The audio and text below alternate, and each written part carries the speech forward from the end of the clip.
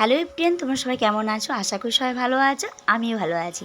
তো চলে এলাম নতুন একটি ব্লগ নিয়ে। তোমাদের বলেছিলাম যে পুজোর ভিডিওগুলো এখনও এডিট করা হয়নি। তো এই দেখো ফ্রেন্ড, এটা নবমীর দিন রাতে আমরা বেরিয়ে পড়েছি, দেখতে পাচ্ছ।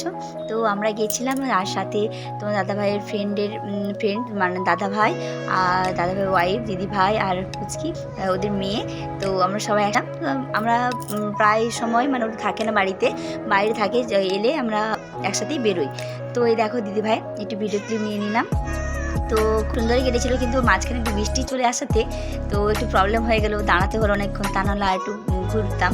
তো যাই হোক, এই দেখো ছেলেকে দেখো দিদির হাত ধরে যাচ্ছে, দুজনকে খুব সুন্দর লাগছে। তো যাই হোক, এই দেখো দিদির হাত ধরেও ঘুরেছে। যখন ভিড় ছিল তখন পাপা কোলে নিয়েছিল, তা না হলে দুজনেই হেঁটে যাচ্ছিলো। আর এখানে লাইটের এই ফোয়ারাটা দেখতে খুব সুন্দর লাগছিল, তাই একটু ভিডিও ক্লিপ নিলাম। তারপরে তোমাদের মাকে দর্শন করে দিলাম, আমি নিজেই দর্শন করলাম, তোমাদেরকেও দর্শন করালাম।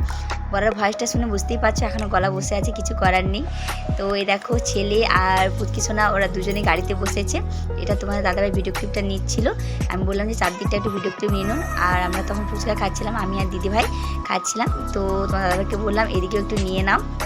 তো ওরা চাপছিল এখানে, তাই একটু ভিডিও ক্লিপ ওদের নিচ্ছিল। আর এখানে দাঁড়িয়ে আমরা ফুচকা খাচ্ছিলাম। এই দেখো তোমার দাদাভাই আমার একটু নিয়ে নিল। তারপর আমরা চলে গেলাম, চলো বলছি ভাত কিছু খেয়ে নিই।